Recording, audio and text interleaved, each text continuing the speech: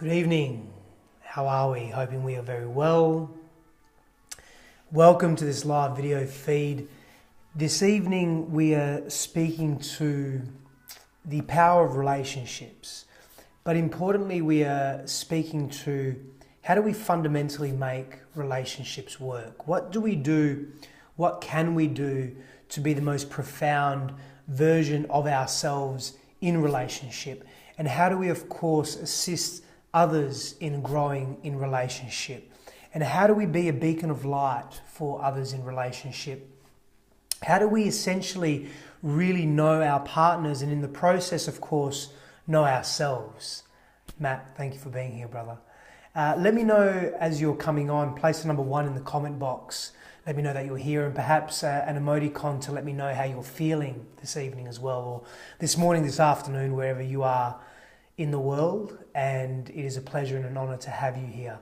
So this is a fairly big subject matter. So effectively we're speaking to key elements of relating, key elements of being present to ourselves and to each other.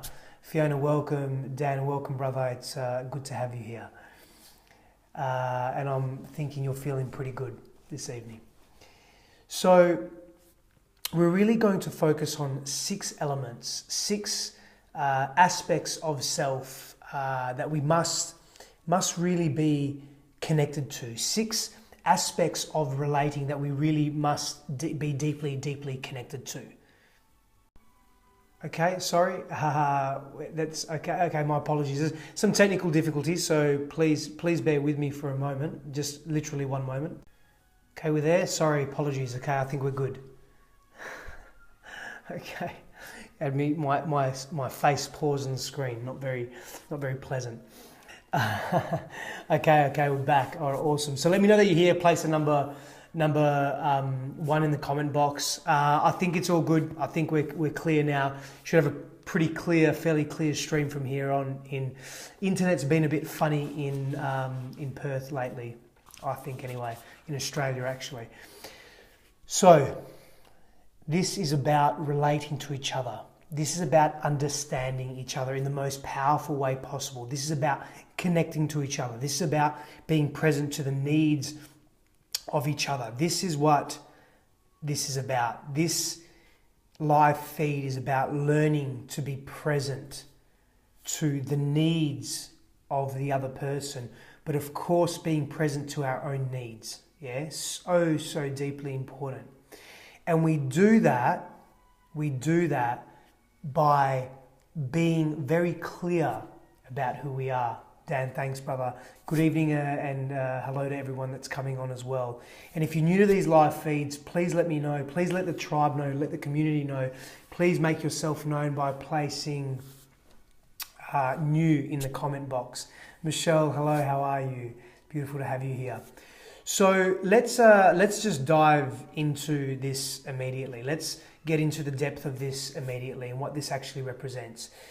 Actually, in a moment, before we do that, I really want to clarify what this live feed is about, just in case I haven't done that yet. So this live feed is about how do we connect with others in the most meaningful way possible? How do we connect to ourselves through others, so specifically in intimate relationship or partnership with others, in the most profound, fulfilled, authentic way possible? So the 6 principles or the 6 pathways or the 6 keys or the 6 whatever I'm going to speak to this evening, of course there are more, but these are essentially fundamental to who we are and how we feel and how we relate to ourselves, but also how we relate to others. And not only limited in intimate relationship. If you sincerely care about anyone in your life, whether it be a family member, a friend, a colleague, a stranger, it's irrelevant. If you wish to relate to them in deeply profound ways, these 6 avenues that you can take and combine will assist you in furthering your growth in this area and of course deepening your connection in this area as well. In other words, in the area of conscious relating or conscious communicating or conscious relationships. Conscious really signifying and symbolizing in this essence, in this context, that there is a deeper awareness of self and a deeper awareness of the other. So let's jump into this and let's go with number one. We must know the person. Now, remember, everything that we speak to here about the other applies to ourselves. We must always bring back everything that we speak to in relation to others outside of ourselves to our own inner being. It's deeply important to understand that and deeply important to be able to connect to that, okay? So if we're speaking to knowing the other in a particular way, it really also means that fundamentally, first and foremost, we must know ourselves. We must be connected to ourselves. If we're speaking to an element of communication with another, it means we must be able to communicate in that way with ourselves, for ourselves. That is deeply powerful and deeply important, yeah? I'll be very clear about that. So if you can resonate with that knowing self, feeling self, connecting to self aspect, place a number 2 in the comment box. And let me know that you resonate with that, because there's such grave and deep importance in being able to connect to self in such a powerful way, to know self in such a powerful way, to be present to self in such a powerful way before we go and do or be that for others. Before we place such deep attention into the realm of another, which effectively, of course, and essentially is a reflection of who we are, we must be present to ourselves. We must pay that very deep attention to ourselves. And people, if you know of anyone that can really resonate with this message right now, share the video. Share the video as we're going live so that they can potentially interact, they can potentially come in and they can potentially be a part of the community as we're going live as well, yeah? Sharon, welcome. Thank you for being here. So knowing people, but particularly in which way, and this is important, it is knowing people's past. So this is number 1. It is imperative that we begin to understand the past of a person. Now, the past needn't define our future or needn't define our present. What we experience in the past need not determine who we become or who we are in the present moment. But the past is a deep indication of who we have been and the unconscious coping strategies, behavioral and interactive relational coping strategies we have developed in our lives. Now, sit with that for a moment. Imagine knowing someone, imagine knowing the way your partner has related to their parents, to their primary caregivers as they have moved through their formative developmental years, where they have been in a highly hypnagogic state, absorbing everything in their environment, absorbing that information in, absorbing and observing everything in their environment and what that actually means for them and how they've interpreted that and the emotional coping strategy that they have cultivated. Sam, welcome to this video. Now sit with that for a moment. Imagine knowing deeply that in your partner. Of course, remember what I said earlier, knowing that deeply in yourself. Being able to understand the type of relationship that your partner, that the person that you care for deeply, that is essentially one of the most profound, deepest mirrors for your own growth and your own evolution of self. What they have experienced in their own lives, what they have experienced as beings, how they've interpreted those experiences, how those experiences have affected them, their well-being, their sense of self, their self-worth, how they then have cultivated and developed specific communication strategies around that, around those experiences. Imagine knowing the pain of your partner, the hurt of your partner, how they've dealt with pain in the past, and how that may assist you in being present to their pain in the now, to not trigger their pain points the way significant people had triggered their pain points in their lives, but rather to nurture them through those pain points. Because what happens is we relive our past experiences. We relive these past experiences because they are so familiar. And familiarity is comfort and comfort is safety. Anastasia, absolutely true. Some people don't want to speak about their past, and it is a very delicate subject. And that in and of itself is an indication of perhaps what they've experienced or how they've interpreted their experiences. So us being empathetic and compassionate in that space is an opportunity for us to nurture them, to nurture their growth. And perhaps some people have experienced severe trauma. And it's not as easy as just to speak about that trauma. It goes far beyond that.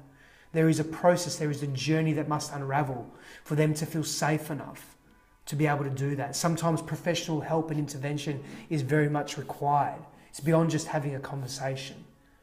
But knowing as much as we can, with the tools that we have, with the access that we have, about our partner and their past, their likes, their dislikes, who they've been, how they've behaved, how they generally deal with problems or perceived problems, how they deal with challenges, how they deal with pain points, how they have dealt with pain points, what they can tolerate, what they cannot tolerate, with respect to who they are. This becomes deeply empowering with respect to how we interact with each other.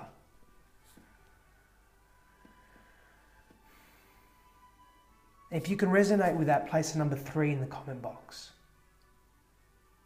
Sam, you're right. The past can pop up, and it pops up because we unconsciously draw it into our very present moment awareness. And we do so because the simplicity of it is that what we received and did not receive from our primary caregivers, we unconsciously and consciously draw into our lives, in our intimate adult relationships particularly.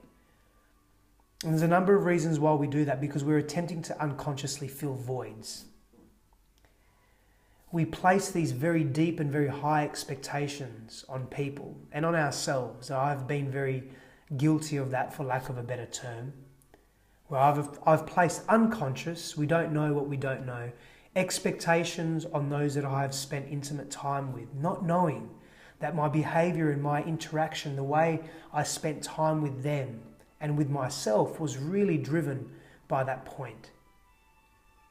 So we must make an effort to know our own pasts, to understand our own being and our own selves. And that becomes deeply enlightening for us, deeply and profoundly enlightening for us. Imagine that for a moment. Imagine just for a moment that you respected and revered your partner enough to be diligent to consciously communicate your truth to them so that they may be of service to you, but also to ask pertinent questions, poignant questions, attentive, sincere, meaningful, real questions of their past, to understand as much as possible of who they are, of how they choose to move through the world, to assist you in knowing them just a little bit deeper. That is beautiful. That is profound. Natalie, welcome. If you're just joining us, people, please let me know that you're here by placing a number 1 in the comment box. And if you're new to these live feeds, place new in the comment box so that the tribe and community can welcome you. And of course, if you're just joining us, we're speaking to how do we know, how can we best communicate, relate, connect to our partners, and of course, in essence, ourselves. And there's 6 principles or 6 keys that I'm providing you here with this evening. And of course, there are many more in unlocking what that looks like for us as people. So the first is knowing the past of a person. Understanding the way their brain is wired per se. And it doesn't mean you need to be a neuroscientist. Katerina, welcome. Can we please welcome Katerina to the live feed? Beautiful people of this community, of this tribe, that would be wonderful. Make her feel welcome. So, and it's wonderful to have you here, Katerina. Thank you for your input thus far. When we understand the way a person's brain is wired per se, and what I mean by that is the way that a person responds or reacts to a particular situation because it's hardwired within us. It's behaviorally, habitually conditioned within us. This is important for us because it will determine the way we then interact with that person.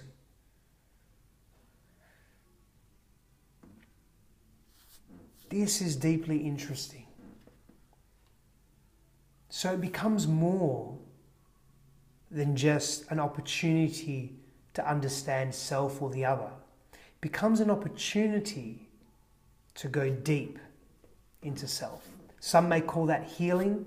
Some may call that exploration. Maybe it's a combination of both. Maybe it's more. Irrespective of that,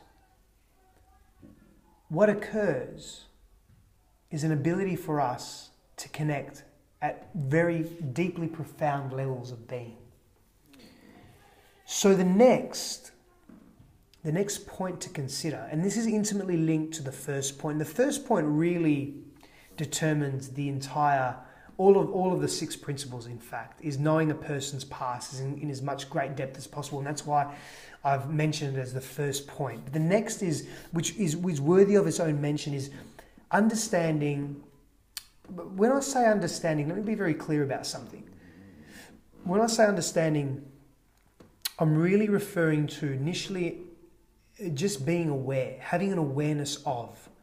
Understanding can be a little bit more complex, can be a little bit deeper. It requires more effort. It requires more delving into. It requires deeper patience, persistence, practice in that field. Understanding that in as much depth as possible. The next, though, is deepest fears. Now, our fears generally will drive our behavior in an unconscious manner. They'll drive the way we interact or choose to interact with the outside world and with ourselves. So knowing another's fear or fears is so deeply crucial in terms of connecting and bonding. Because then we will not actively or unconsciously trigger fears in the other. Sit with that for a moment. Reflect on your own life and some of the conscious fears that you have. And let me speak to more emotional or psycho-emotional fears that you may have. I put a post up earlier today around this, asking people what their grandest fears were. And we do not want to press against another's deep emotional wounding from a place of malice or a place of ignorance. We wish to support and nurture people when they're experiencing old wounds and reliving those wounds in the present moment. Now, yes, this is a very delicate subject. And yes, there is a time where both parties must create boundaries for themselves. Because generally we will not come together, we will not attract to each other if we are not triggering each other in some capacity. Very rarely, I don't even think it's really possible that one will trigger the other without the other triggering the other. It doesn't work like that. There's a mutual symbiotic depth that transpires when we relate to each other, when we come together in that harmony, in that depth of love, in that intimacy. And that's what it's about, Vanessa. It's about not adding fire to those wounds, but rather assisting the individual to know, and this is the important part, that there is another way beyond the primal conditioning, beyond the habitual formative conditioning. There's another way. We needn't react in that way. We needn't be consistently fearful. We can bypass that, move through it. We don't want to bypass, because bypass is ignoring. But we can move through that in another way, in a very, very different way. That then again changes our destiny. Because our destiny simply is what we do now determines our future. Our future is our destiny. How we interact with life, with every facet of life in the now, represents our destiny. It's a very simple way to understand destiny. If you can resonate with that, pop or place a number 4 in the comment box. And perhaps some of you can share as well, in addition to placing number 4 in the comment box, perhaps some of you may share some of your greatest fears. Some of the fears that come up for you, that raise to the surface when you're in relationship, that trigger you, that deeply penetrate you in a painful way. Rachel, welcome. It's beautiful to have you here. Perhaps some of you can realize, recognize, connect to that, and what that means for you in your life. What are some of your greatest fears? And how would it help potentially for you to verbalize that now?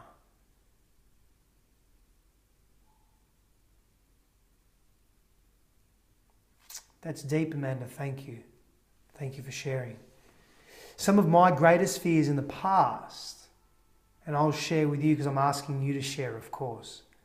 So if I'm asking you to be vulnerable, I wish to be vulnerable as well, to reciprocate that and to demonstrate my gratitude and appreciation.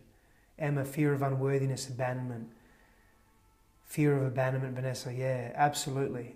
Some really deep fears there. And that has been one of my fears as well in the past. Probably something I'm still working through now in a different way, through different layers, because I have a different connection to that now. As we go deeper into our fears, they become more conscious, more aware.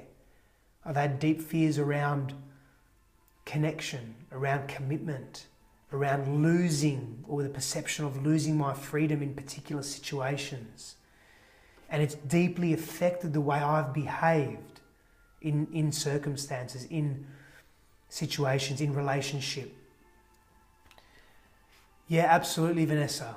And it drives us. We isolate and we segregate.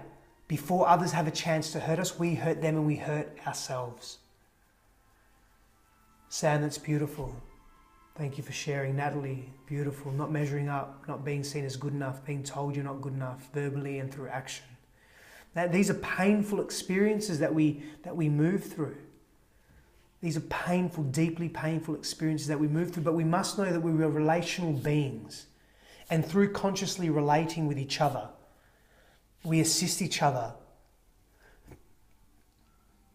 in understanding each other, in being present to each other, in being present to our own pains and our own fears. Fear of being controlled. Daniela, welcome. You're not interrupting, Daniela. It is necessary that you are here. Sam also has a huge fear of being caged, tamed, imprisoned.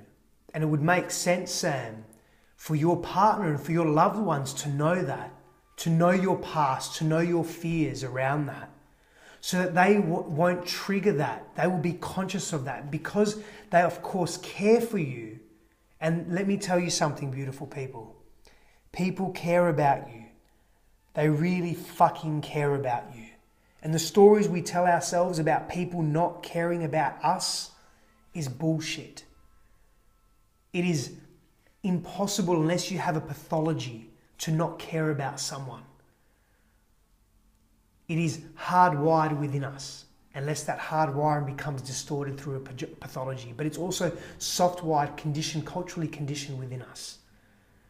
To be loved, to express love, to feel love.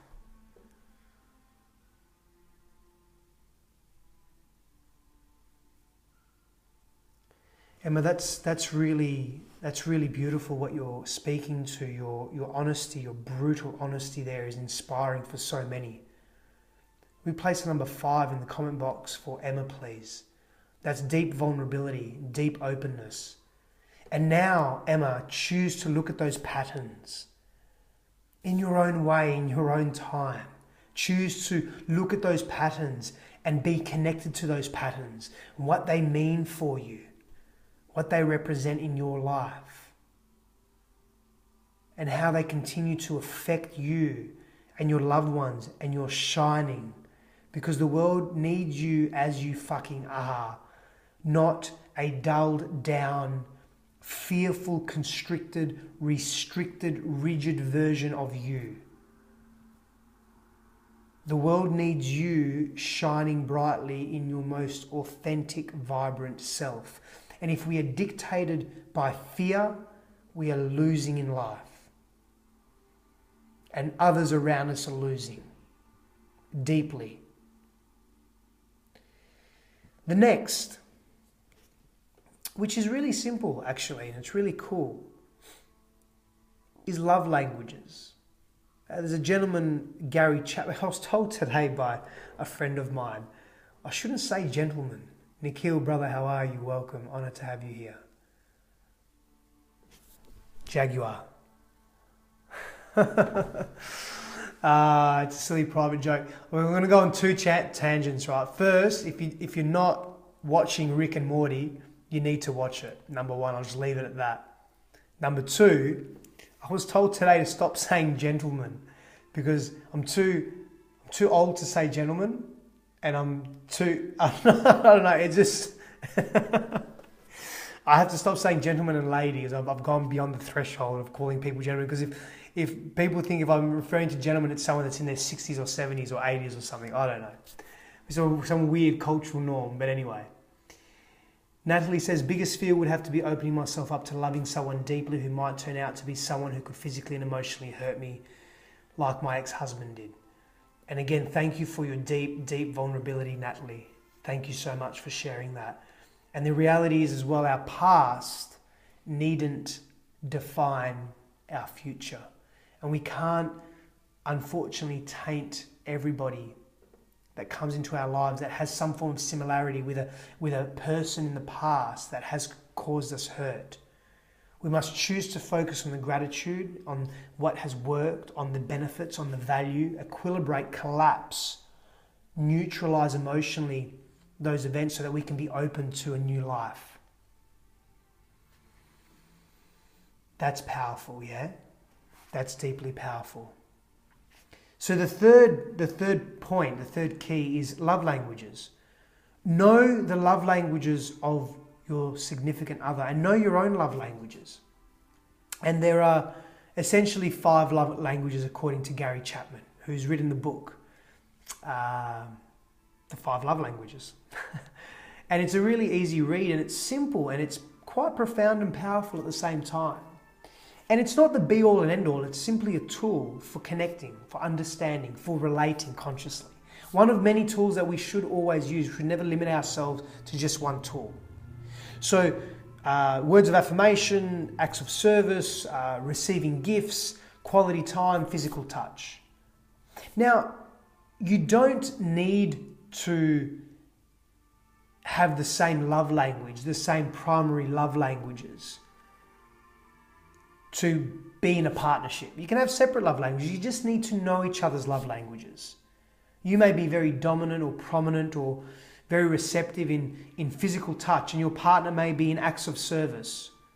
So you think when you're physically touching them and hugging them and holding them that you're expressing love, and you are according to your love language, but they don't feel the intensity or the immense nature of that.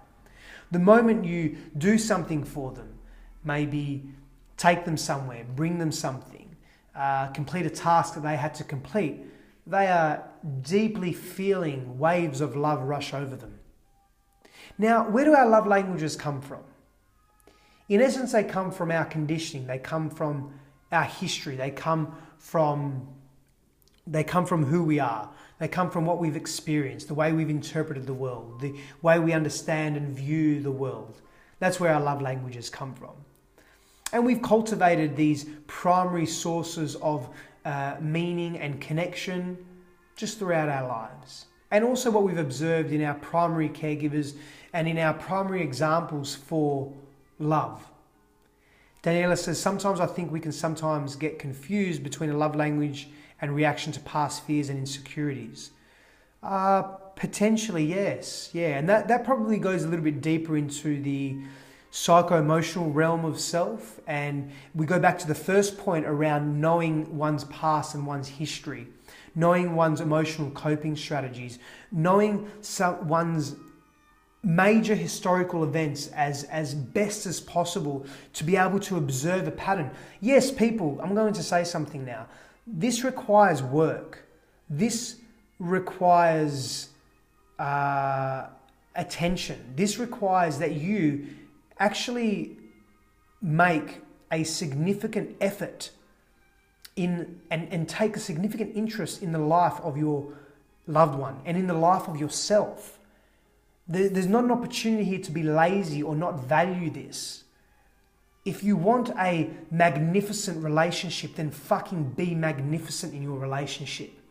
Place the effort, prioritize, be present, be open, be there. Give me a number 6 in the comment box if you can resonate and agree with that deeply.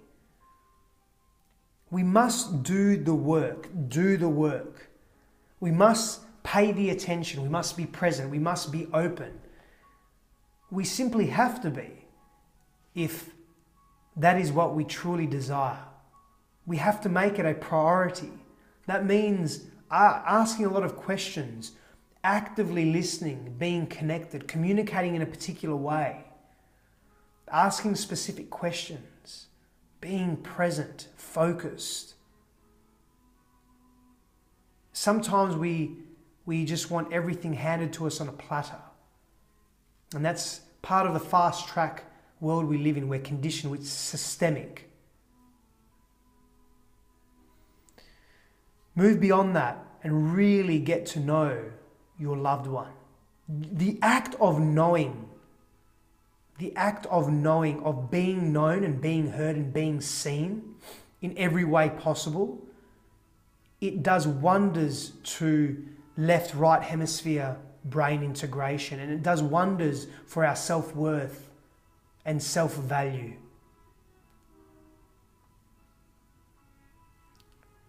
And you're right, Emma, we create a safe and nurturing environment through being open with ourselves, so being vulnerable ourselves to our partners, but also allowing them and yearning for them to be open and vulnerable with us, taking a sincere, keen interest in who they are. So that third point is acts of service. 5 love languages. That is the third point, is understanding each other's love languages. The fourth point is, let me go back to the love languages just for a brief moment. And if you can resonate with the love languages, place a number 7 in the comment box. And if it's something that if you're not familiar with, let me know and we'll speak to it a little bit more. But otherwise you can go to, I'm sure, if you just Google or place in any search engine, the 5 love languages, it will come up, and you can even do an online 5 love languages test. Really simple. Take you 10-15 minutes. But it's insightful. If you have a partner, you can do it both with each other. And you'll have 2 we all, just for simplicity's sake, for clarification, we all communicate in the 5 love languages. But we'll have 1 or 2 primary love languages that we will be more prominent in, yeah? So the fourth point is values. And this is huge. And again, our values are derived from our past, how we've interpreted particular events, how we've grown up, what we've been exposed to, what we classify or perceive to be important to us. Values. What are our highest values? The study of axiology is so important. It is an ancient old study. It has been around for thousands of years, and many say that values dictate or drive the way we move through life, and I am a huge believer in it. It's a very large contributor to the way we move through life and the way we interact with each other and ourselves. What we pursue, what we choose to protect, what we are present to, what we aim to perfect, is driven by our values. What is most important to us? What experiences do we wake up for in life? What inspires us deeply? What do we think about most? What do we feel about most? What do we daydream about most? What do we dream about most? What do we talk about most? What do we feel about most, think about most, be present to most? These are our values. And there's formulas for attaining our values. There's many formulas. In fact, in my online program, Chaos to Clarity, there's a very specific, there's 2 or 3 specific formulas for attaining our values. They lay the foundations for knowing self, values. So deeply important, connecting to our values, yeah?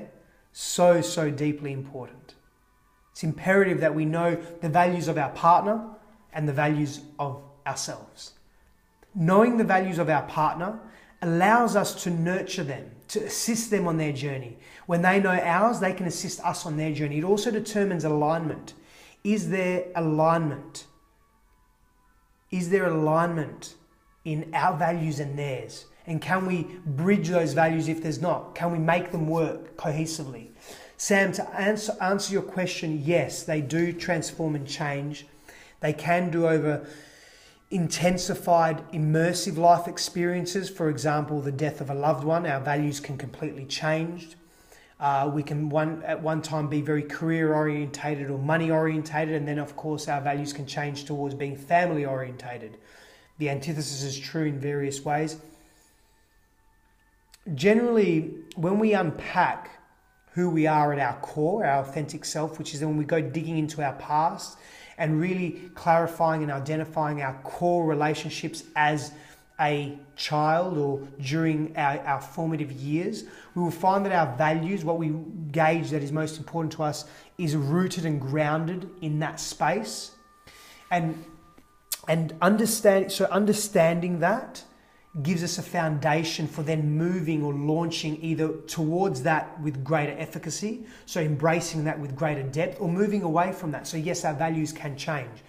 But the deeper we know ourselves, the more clarified our values are and the more in alignment our values are. Rosa, good evening. Sam, does that answer your question? Does that give you more clarity on that? But yes, values are malleable like everything else in life. And that's a beautiful thing. It means that we are in a constant flux and an evolution of self that is consistently perpetuating in difference and change, yeah? So values are really important. Superbly important, actually. The fifth element, or the fifth key to understanding self and understanding our partners. Yeah, completely, Sam. Our core essence is our core essence. And even our core essence can be somewhat open to change. But yes, you're right. It's about delving into and unpacking, unraveling. The star says, love languages won't work if the same language is not practiced by both. And affection, physical love by one cannot feel sustained if the other person shows no emotion or physical connection and believes giving... Sorry, cut off star, but yes, agreed. That's why knowing the love languages of the other is imperative. And communicating in that love language in their way. Asking those deep, profound questions. Again, in multiple lessons in my Chaos to Clarity program, it's 100 and something questions that you ask the other person over a period of time, of course, and you ask yourself in order to really get to know them at profound depth. And it's one of the ways to consciously relate. There's a myriad of ways. Another way is the conscious communication model that I have, which is also included in that program, which has 12 principles for consciously communicating with self and with others. Again, that deeply contributes to unraveling, unpacking the wonder, the excitement that rests in another, yeah? So the fifth key here is the core human needs. And Anthony Robbins speaks to this dramatically and deeply. Anthony Robbins speaks to core human needs, the 6 core human needs deeply. And they are certainty, variety, significance, love and connection love and connection, growth and contribution. So the last two, growth and contribution, what he calls spiritual needs or spirit needs. And the first four are more personality needs, yeah? So they're based more in the conditioned self, in the very human self. I mean, the spiritual needs are also human as well, but the first four core six needs are defined as the needs of the personality or needs of achievement, being present. Yeah, he's cool, Dan. He's cool. I'm actually going to see him in Singapore for the first time live in January or Feb. Yeah, so I'm pretty excited about that. I thought, I've been in this space for some time, and I've spent time with so many amazing minds, and I haven't spent that intimate time with him. So it'd be good to see him, and he has done a lot for humankind in his own way, that's for sure. So yeah, just on a side note. But certainty is the need for safety, stability, security, comfort, predictability, control, consistency. Variety can be understood as uncertainty as well. So it's the opposite of certainty, yeah? And it's the need for variety, for surprise, for excitement, for challenge, for difference, for some form of chaos, for adventure, for change, for transformation, for novelty, yeah? That's the uncertainty. And the first two of the six core needs, certainty and variety, work with each other. It's a paradox, effectively, yeah? Essentially, that's what it is. And if there's an imbalance in one, e.g., certainty, you may experience immense boredom, or you may be edgy and crave adventure or some form of excitement, yeah? So you want to be mindful of that. And you also want to be mindful of observing that in your partner. Like I said, I've taken intimate partnerships in my past for granted. I haven't given them the deep attention, the consistent deep attention that they require. And I know now that when moving or choosing to move into an intimate relationship, it's a deep commitment to self and to the other. And I would want the same from the person that I'm with. So there's a great deal of effort and presence that is required, yeah? Significance, the need to have meaning, to feel special, to experience pride, needed, wanted, a sense of importance, a sense of belonging, a sense of worthiness, a sense of love. Love and connection, which are one. The need for communication, for unified approval and attachment. Attachment to be bonded, to be deeply, deeply bonded. To feel connected with, intimate, loved by other human beings. To be connected to other human beings, yeah? Dan, correct. Very, very similarly, yes, to the yin and yang, or the contrast or the polarity in self. If we're too polarized, we're not living truthfully, authentically, in a real manner. So it's about balancing the contrast. So in my harmonious balance model, I go deep into how do we harmonize self, yeah? How do we harmonize our core? So significance and love and connection are also paradoxes. If you spend too much time gaining significance, you may find trouble. You have trouble finding deep, intimate relationships that you can thrive on the love and connection. It's beautiful, Sam. It's a beautiful realization to have, yeah? Profound realization to have. So the needs of the spirit, obviously a little bit different. The needs of the spirit provide a structure and fulfillment and happiness. They give us deep meaning, like deep esoteric meaning. They layer meaning to us. In other words, we are able to go beyond the superficial. And the needs of the spirit are growth as a starting point. The need for constant emotional, intellectual, and spiritual development, and even physical development as well to some extent. It's growth, expansion of self in every and any way possible. Contribution, the need to give beyond ourselves, to give, to care, to protect, and to serve others, to serve community, to serve our grandest values and purpose, and to serve the values of others. That's the power of contribution. That's biologically hardwired within us. It's conditioned. It's also culturally embedded within us, and it's something that assists us in evolving. So understanding where people thrive the most, very similarly to the 5 love languages, understanding where people thrive in their human needs, their 6 core human needs, is so important for understanding how you choose to relate to them, understanding how you choose to connect to others, understanding how you choose to interact with others, how you choose to be present, how you choose to help them grow, how they then assist you to grow. That's powerful. When we meet the needs of others in a constructive and resourceful manner, in a way that is neurally aligned, that allows us to bond and connect deeply in a non-destructive and resourceful way. That's powerful. Remember though, like anything in life, there are healthy and unhealthy versions and expressions. Yes, Daniel, without minimizing self. Always prioritizing self. Selfish selflessness.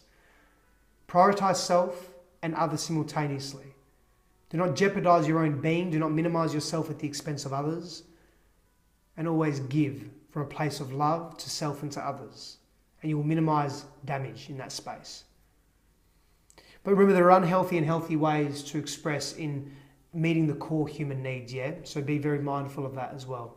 So for example, a negative example or an unhealthy example of meeting significance could be being malicious, placing other people down, gossiping, being a victim, acting the martyr, rebelling, yeah? And when we do that, we're looking for significance in that space. We're looking for pity potentially.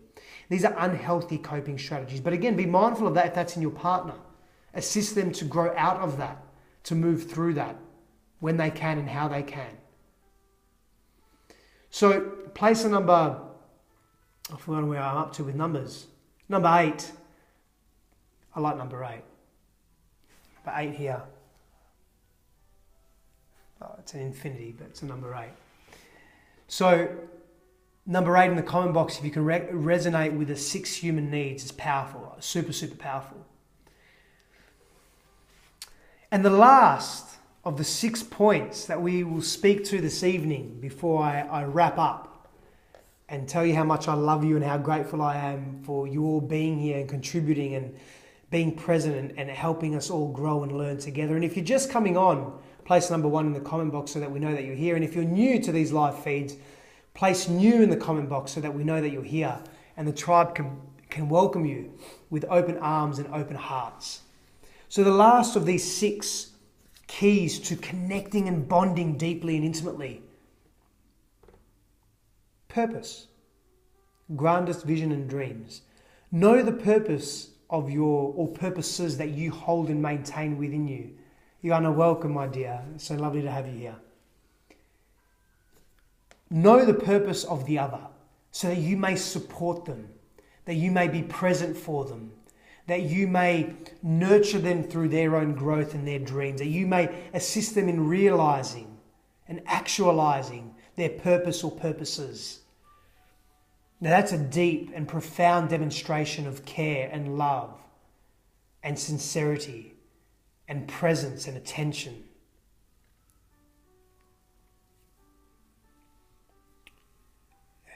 Beautifully put, Carol. Beautifully put. And to expand on that, there's 4 questions we ask ourselves when in relationship. Am I growing because of who I am? Am I growing because of who my partner is being? Is my partner growing because of who I am? And is my partner growing because of who they are being with me? And the bonus question is, are we adding value to the greater collective being together? They're the 5 questions that you ask yourself. And that's what a conscious relationship, in my opinion, my very humble opinion in this case, is predicated upon. And sometimes you may oscillate between feeling that that's not occurring or thinking and feeling that maybe it is. And being present to that is where the work is done. So remaining in that space for as long as you feel you need to, as long as you're being truthful to you, is where the work is done. It can be, Sam, and there'll be a point where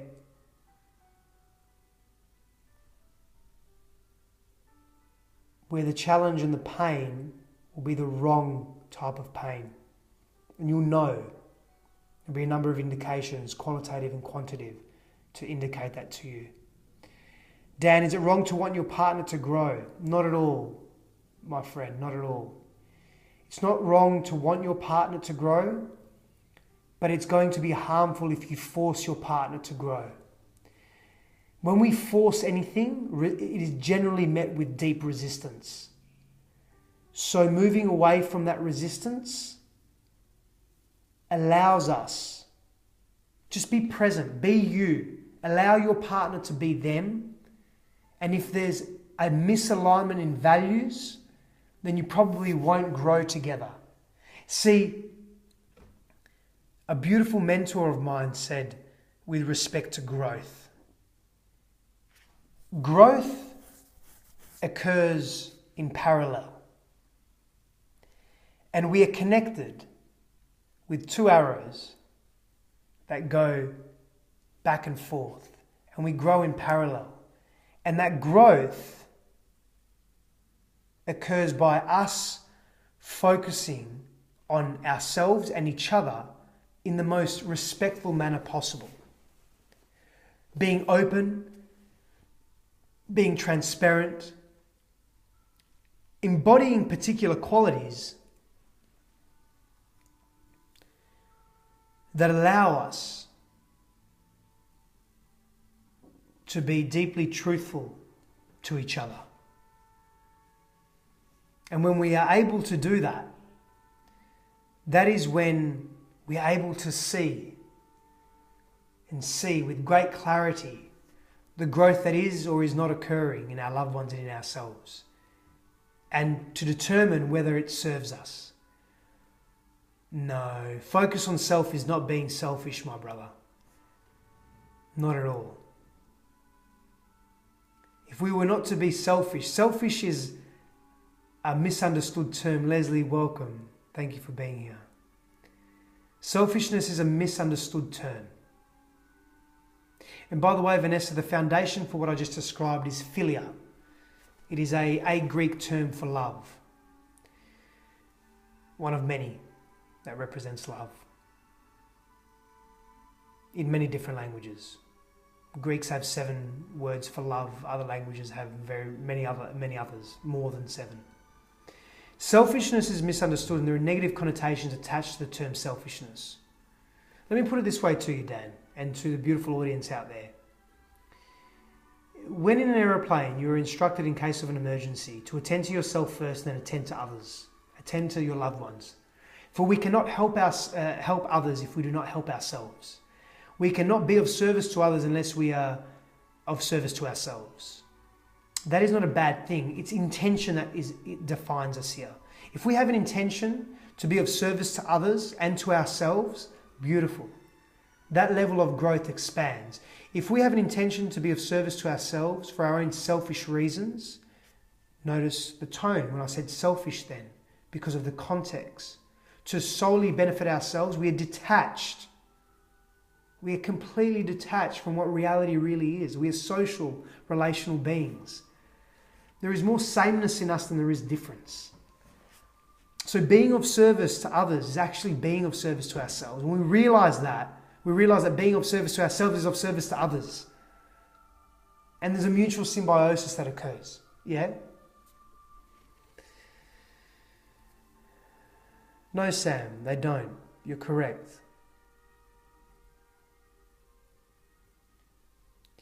There's also fear in that, Sam. I'll let you dwell on that. I'll let you feel into that.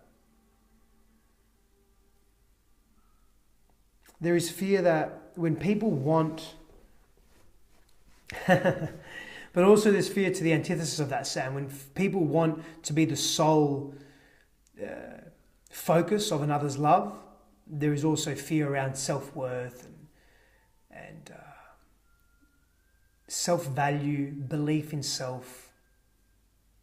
Expectations are very rigid and dangerous as well. But back to that purpose, yeah? Got to know the purpose. Got to connect to the purpose and the purposes. Yeah, feeling responsible for someone's heart is huge and can be deeply confronting, but it's also deeply beautiful. It's profoundly beautiful. But it's not you being, no one's responsible for anyone but themselves.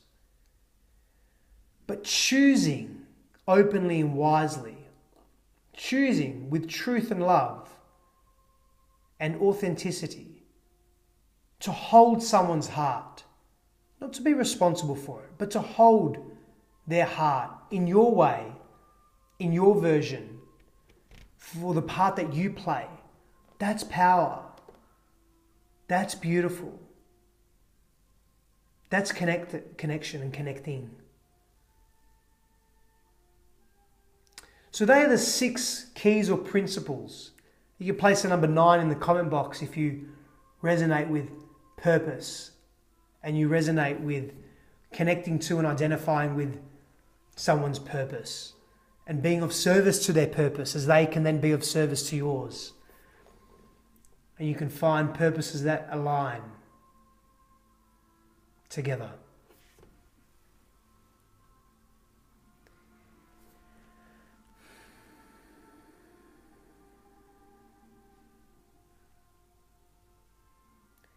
Beautiful people, thank you for being here.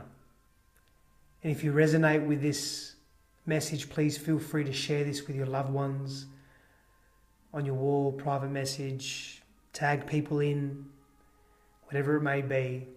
If you feel someone can benefit from this message, someone can improve and enhance and evolve their communication and their relationship with another, please go ahead and share. Thank you very much for being here. Deeply, deeply appreciate it. If you have any questions or thoughts, place them in the comment box. I'll endeavour to come back to them, of course. But of course, you're just perpetuating the interaction with the community. Thank you, Sam. Thank you, Star. You are integrating. You are enlightening. Thank you, Natalie.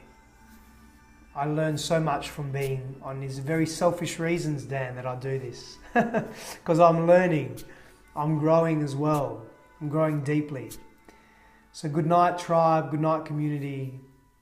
Share if you believe in the message. Thank you, Dan. We'll catch up soon, brother. Thank you, Daniela. Beautiful to be with you all as well. Many blessings on your journey. And I shall see you again on Sunday evening. Take care and thank you for being here.